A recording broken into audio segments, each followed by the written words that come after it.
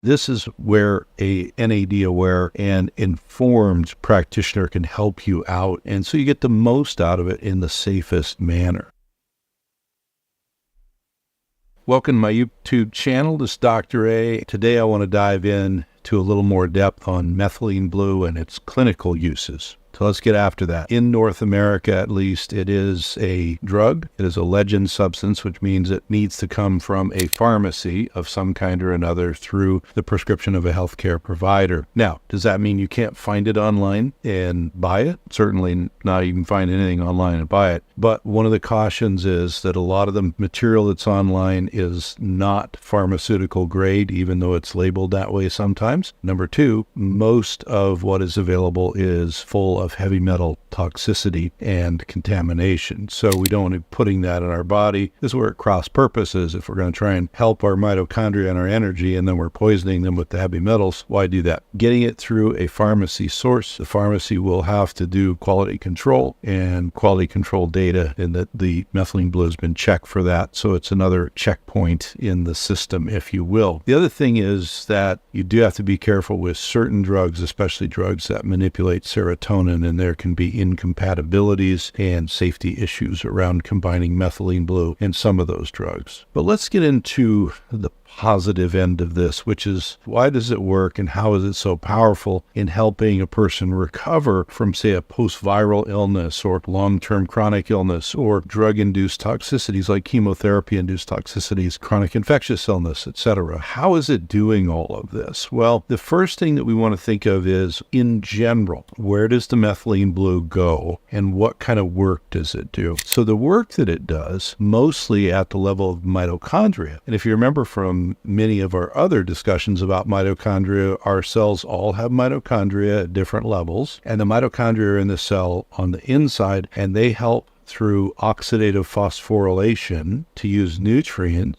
to create more ATP energy units, okay? We normally have a nutrient side that is run by the nicotinamide family, the B3 family, and many people have heard of NAD or precursors to NAD as a supplement, and that's often used to help that side. Well, methylene blue actually can go in through kind of a side pathway and help to increase OXPHOS. So separate from the nutrient pathways, it helps to increase the mitochondrial output and helps to get the cell back on an equal energy footing to where it maybe used to be when you were healthier. Now, there's a couple of other reasons why this can be very useful, but that's the bottom line. That's the base of the way that it works. But when we look a little bit deeper and we look at that, then there's another thing that improving the oxidative phosphorylation cascade, the energy producing cascade, does, and this is known as cellular respiration, where oxygen diffuses into the cell. It goes in and is used in oxidative phosphorylation, and then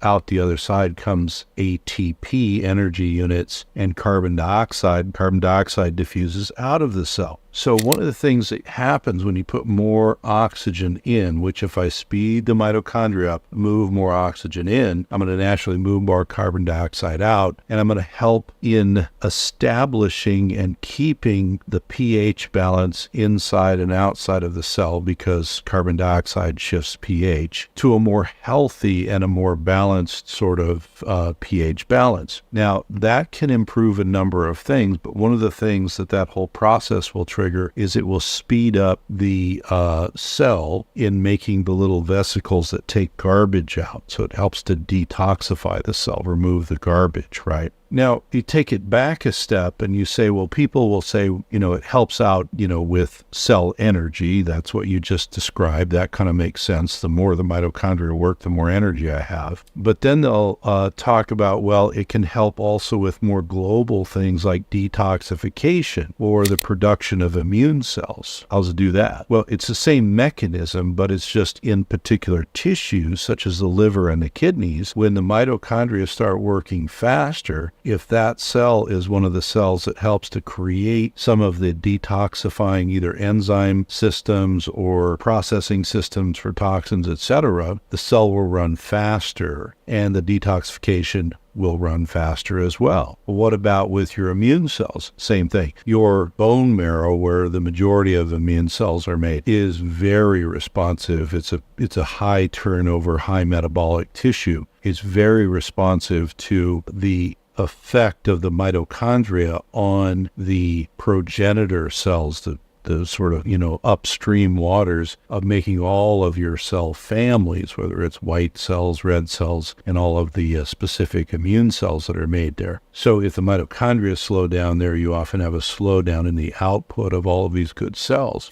Well, that becomes incredibly important because if the marrow slows down, if the mitochondria can't get back online and they're affecting the bone marrow, we can't get these good cells to be produced again. And there's other reasons why it's helpful in immunity, but that's just some big high-level sorts of things. So as far as the way it works, we want to think about helping the mitochondria to run faster. We want to think about moving O2 and CO2 in and out of the cell better, moving garbage out of the cell better, so to speak. And in the specific tissues, if it's detoxification cells in the liver or the kidneys in the gut, etc., they're going to run faster. If it's the bone marrow and producing your immune cells, that'll run faster. If it's your brain and brain function, that will improve and run faster. And you probably will also have a better movement of things in and out of your neurological tissues, which is very useful as well. Now, I mentioned earlier, but I just want to point out, if you're doing NAD or a precursor of nicotinamide riboside or nicotinamide mononucleotide, NMN or NR,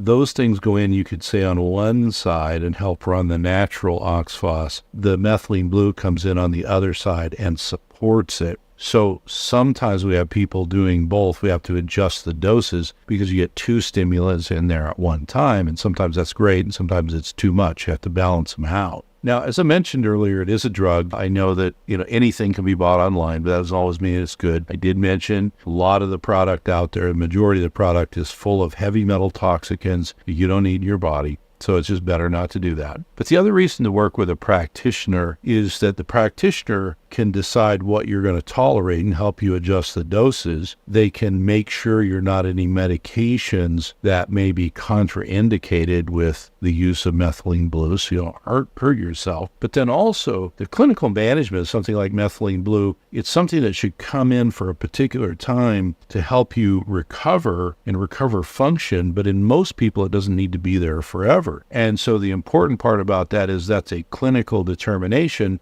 And it's best if that's made by someone who isn't you, who is a healthcare provider, who is methylene blue aware. And I think that that's just really important for safety, etc. The final thing is that the healthcare provider can help you in combining it, as we said, maybe with NAD therapies or NAD support therapies, maybe with other therapies like photodynamic therapy has research with methylene blue. It's a very good photodynamic activating agent, so that's one. Hyperbaric oxygen is another that helps sort of that O2, CO2 turnover to help the mitochondria, etc. Maybe just global antioxidant support, cell membrane support, all kind of things that can go on. And this is where a NAD aware and informed practitioner can help you out. And so you get the most out of it in the safest manner.